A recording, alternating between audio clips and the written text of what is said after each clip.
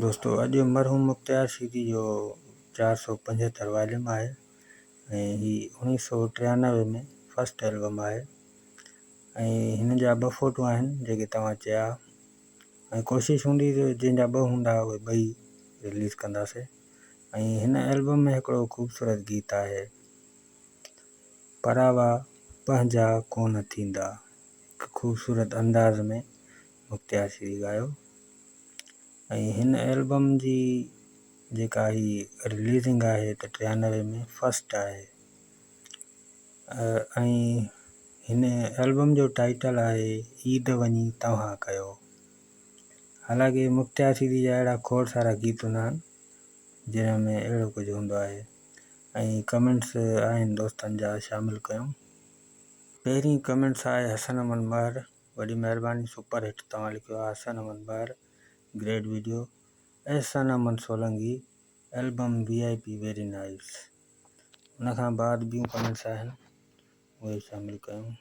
ऐं हेॾां M production 57 पंटीह गुड वीडियोज़ ऐं माशूक अहमद ज़बरदस्त वॉल्यूम 57, आशिक अहमद सोलंकी। आशिक अहमद सोलंकी लिखा है ये दोनों फ़ोटो वाला काम बहुत अच्छा है, वॾी महिरबानियूं। अञा कमेंट्स आहिनि उहे बि शामिलु कयूं। उन खां पोइ आशिक अहमद सोलंकी वॉल्यूम 57 पंटीह nice, Shahban Solanki nice video, Shahban Solanki nice video, वॾी महिरबानी शाहबान, लख कुर्ब। अञा कमेंट्स आहिनि।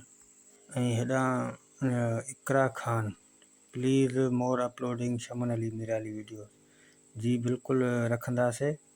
ऐं हेठां सुमरा भैया, वॾी महिरबानी। यूज़र वहीद अमन, वॾी महिरबानी वहीद भाउ। ऐं ॿियो कमेंट्स बि आहे उहो बि ॾिसूं। ऐं हेॾां ॿी कमेंट्स बि आहे इकरा ख़ान जी, अदा प्लीज़ शमन अली मुख़्तियार सीरी ओल्ड लाइव वीडियो।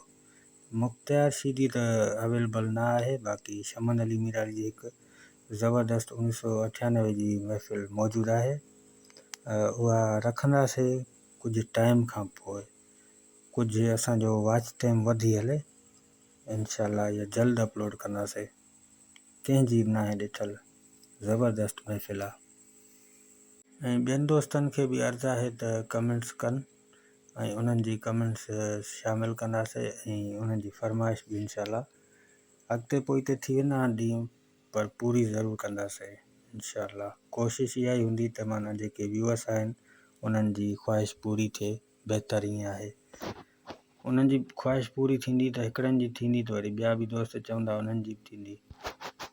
ऐं एल्बम जी तरफ़ हलूं था। एल्बम जो पहिरियों कलाम आहे कंहिं मजबूर दिलि ऐं हीअ कलाम आहे ग़ुलाम रसूल जो। उन खां पोइ ॿियो कलाम आहे मीर अब्बासी जो कलाम आहे ईद वञी तव्हां कयो, असां सही आहियूं मेरनि लटनि में। उन खां बाद ॿियो कलाम आहे असां ॾे ओ दिलबर ऐं हीअ कलाम आहे बख़्शल शाह जो। ऐं उन खां पोइ शाइर आहे गुल हसन मीरानी, कलाम जा ॿोल आहिनि तुंहिंजे शहर में। उन खां बाद बी साइड में कलाम आहे मीर अब्बासी जो, कलाम जा ॿोल आहिनि अॼु बि कोन आयो यार, अॼु बि कोन आयो यार।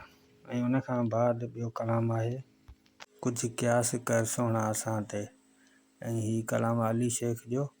उन खां बाद ॿियो कलाम आहे परावा कोन पंहिंजा थींदा ऐं उन खां बाद ॿियो कलाम आहे अॼु सोना ॾाढो थो वणे। ऐं हीअ कलाम आख़िरी जेको आहे इहो कादिर बख़्श जो कलाम आहे। ऐं दोस्तनि खे अर्ज़ु आहे त कमेंट्सूं कनि, दोस्तनि ताईं शेयर कनि ऐं प्रोग्राम इहो रखियो आहे त गीत ॿुधाया वञनि ऐं शाइरनि जा नाला ॿुधाया वञनि ऐं वॉल्यूम ॿुधायो वञे वॉल्यूम कहिड़े साल में आयल आहे। काफ़ी दोस्तनि खे पसंदि आयो आहे कमु, काफ़ी दोस्त सर्चिंग कंदा रहंदा आहिनि न, सो ख़ासि प्रोग्राम इन लाइ रखियो आहे।